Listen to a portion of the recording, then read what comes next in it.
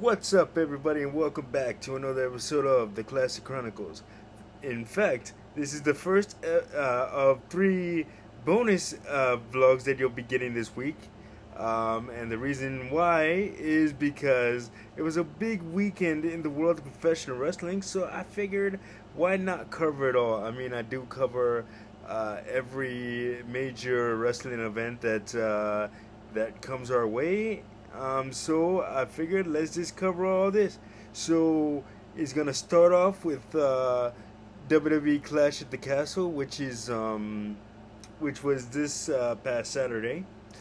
Then we're gonna cover NXT Worlds Collide, which was Sunday afternoon, and then the last vlog will cover AEW All Out 2022, and that is going to be a fairly long one. I'm just giving you guys a heads up because there was a lot of matches to cover on that one, and we're gonna cover them all in detail.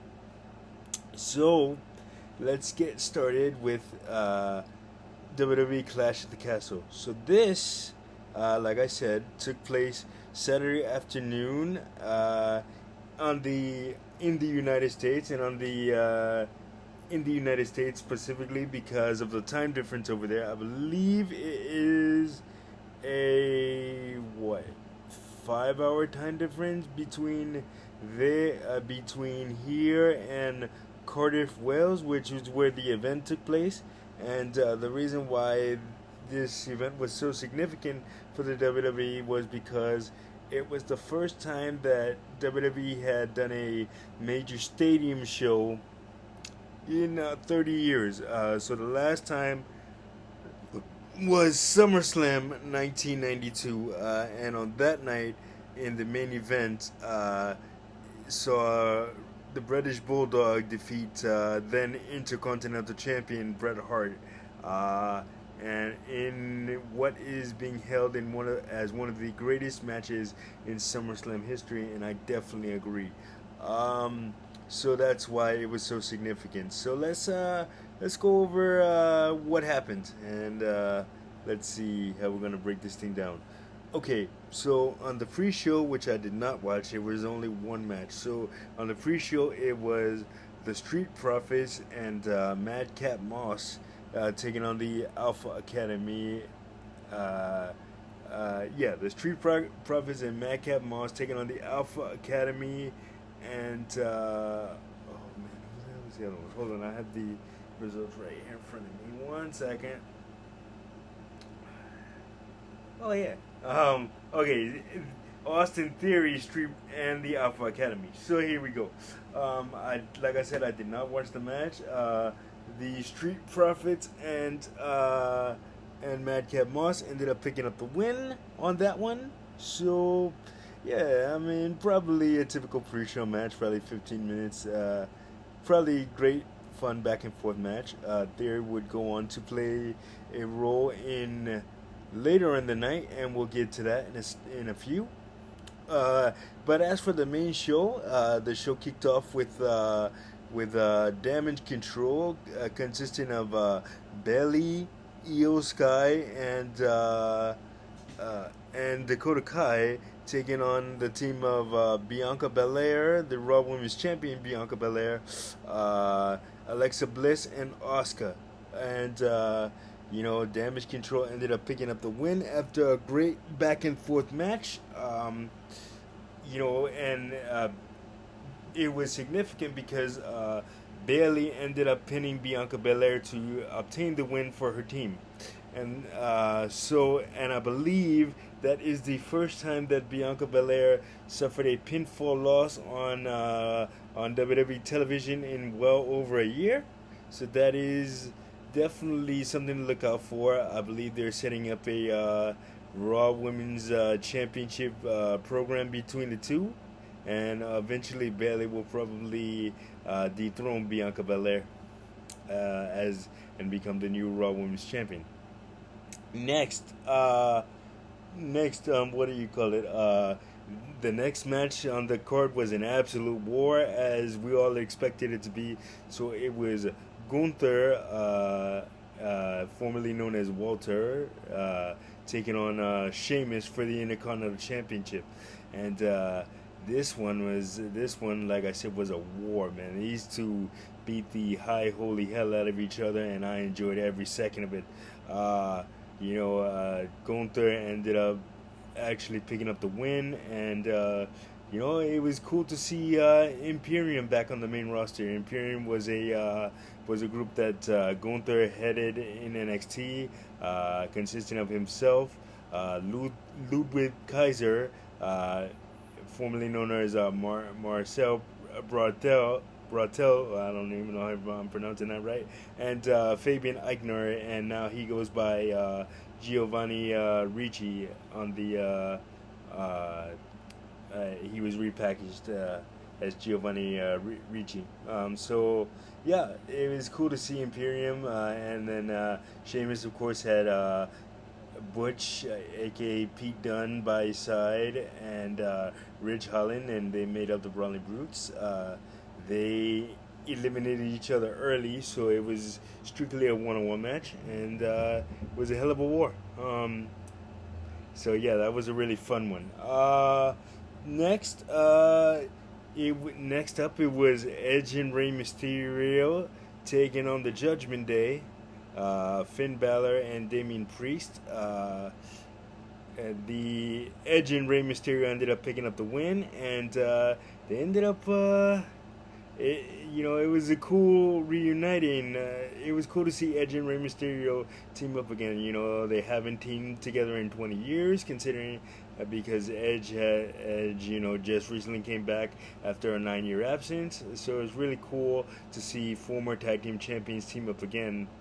But that is not the story of this match. The story of this match was Dominic Mysterio, Rey's son, finally turning on Rey Mysterio and starting his heel run. I don't know if he's going to align himself with the Judgment Day, which is probably where they're going to go. But let's see where that goes, man. I'm down for a heel Dominic Mysterio. There's so many different directions that you can go. You can say that he can say that his father held him back, and now he's going to become the true superstar that he always knew he could be. And you can go that direction, and it can set up for a real fun feud between Dominic and Rey. I mean, they've already won the tag team championships together, so you don't need to do that. But now it's cool to see Dominic turn heel, and I think being in there with his father Rey Mysterio, he can definitely learn a lot. He's still very early in his career, so he does have a lot of room for improvement. But I like where he's going. He's got a nice career ahead of him. Okay, next up was the SmackDown Women's Championship match. Liv Morgan defeated Shayna Baszler to retain the SmackDown Women's Championship.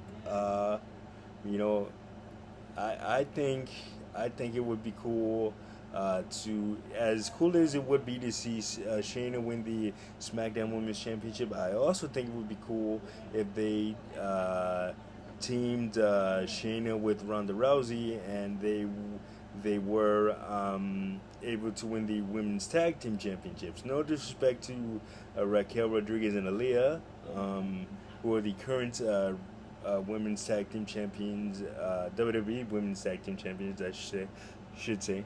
No disrespect to them, but Shayna and Ronda would make a really cool team, and they have recently been testing out them at house shows, and they look very good together, working with each other. So that would be pretty cool to see, and it also would kind of set up, a way to bring Sasha and Naomi back. Sasha Banks and Naomi back, the former WWE Women's Tag Team Champions who famously walked out of the company earlier this year due to a disagreement with Vince McMahon. Now that Triple H is in charge of things, the door is definitely open for a return, and that would be a really cool feud to see to see Ronda and Shayna feud with Sasha and Naomi over the WWE Women's Tag Team Championships. Next up, Seth Rollins defeated Riddle in a grudge match. Now this is definitely a grudge match in every definition of the term, because the two have real life problems, or as we like to say in the wrestling business, the two have real life heat with each other. So basically, Riddle's former wife said some distasteful things about Seth's wife Becky Lynch, and Riddle kind of backed up his wife's claims at the time. So those two do not like each other, and this feud on this ongoing feud with them is certainly demonstrates that.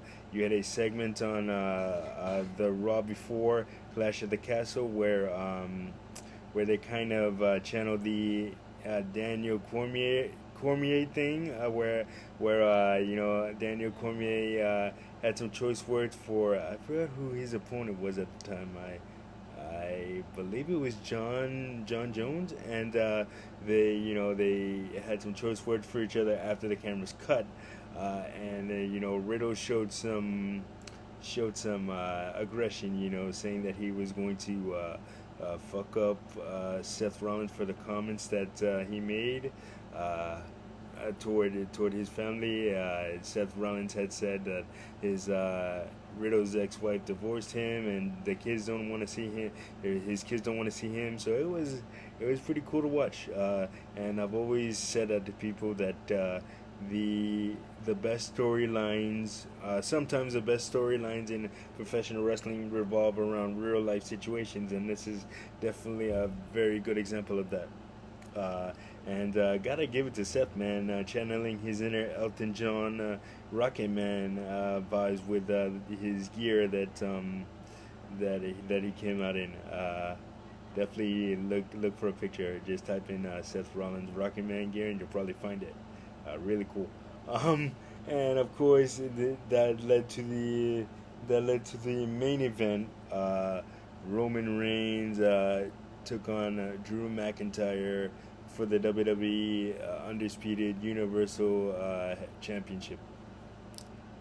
So the cool thing about that is Drew. Before Drew came out in that match, there was a video package, chronicling Drew throughout the years, and it was set to his one of his most popular themes, if not his most popular theme, "Broken Dreams" by Shaman's Harvest, and which is the theme that he used during his 2009 to 2011 Chosen One run. So that was pretty cool to see. It brought back a really nostalgic feeling. As for the match itself, it was a hard-hitting matchup between the two. Roman ended up picking up the win with help from his cousin Solo Sikoa, which Solo Sikoa was down in NXT, and he is the cousin of Roman Reigns, like I just said, and the brother of the Usos. And the reason why the Usos weren't there is because they're not allowed to fly internationally due to their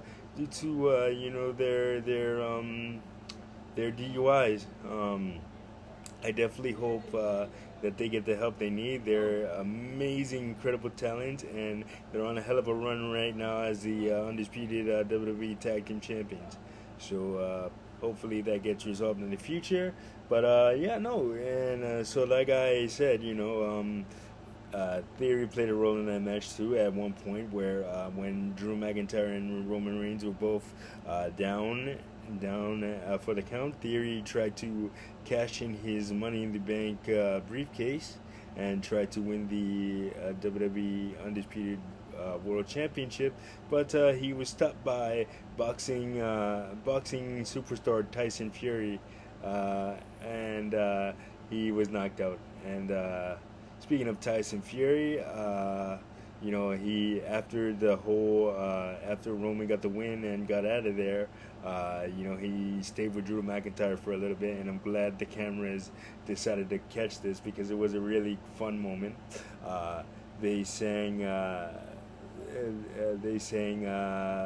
American Pie by Don McLean. They led the crowd in singing American Pie by Don McLean, and also they had a little bit of Oasis's "Don't Look Back in Anger." So yeah, a really fun way to end the show and send their fans home happy. Overall, it was a great show. I enjoyed it, man. Yeah, man, I definitely, if you haven't checked out Clash of the Castle, check out the replay on Peacock. And yeah, so that's going to do it for this edition of the Classic Chronicles. Like, subscribe, share, and don't forget to hit that notification button so you don't miss a video. And I'll catch you guys in the next one. Peace.